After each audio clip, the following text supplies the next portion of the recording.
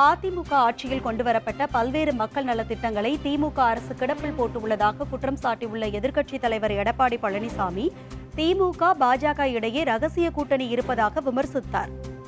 கோவையில் செய்தியாளர்களிடம் பேசிய எடப்பாடி பழனிசாமி அதிமுக ஆட்சியின் போது கோவை மாவட்டத்திற்கு பல்வேறு திட்டங்கள் கொண்டுவரப்பட்டது என்றும் 1500 கோடி ரூபாய் மதிப்பீட்டில் ஸ்மார்ட் சிட்டி திட்டம், காந்திபுரம் மற்றும் ராமநாதபுரம் மேம்பாலங்கள், உக்கடம் மேம்பாலம் ஆகியவை தொடங்கப்பட்டதாகவும் சுட்டிக்காட்டினார்.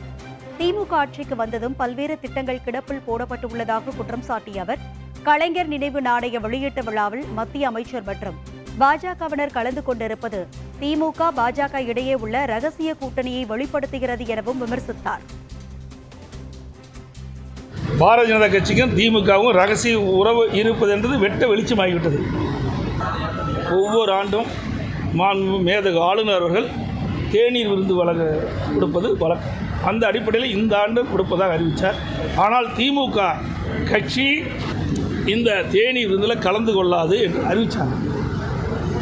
இதற்கு பிறகு திரு அண்ணாமலை பாரதிய ஜனதா கட்சியுடைய தலைவர், நாங்கள் 100 ரூபா நாணயம் திரு கருணாநிதியுடைய நூற்றாண்டு விழாவில் 100 ரூபா நாணயம் வெளியிடுறாங்க, அதில் நாங்கள் கலந்துக்கிறோம், நீங்களும் மேதகு ஆளுநர் கொடுக்கின்ற தேநீர் விருந்தில் போய் கலந்துக்குன்னு சொன்னார்.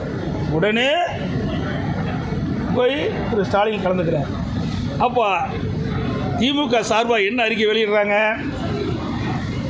அரசாங்கம் கலந்துக்கும், திமுக கலந்துக்காதுங்கிறாங்க. வேடிக்கையாக இருக்குது. ஆக இரட்டை வேடம் போடுகின்ற கட்சி திமுக கட்சி.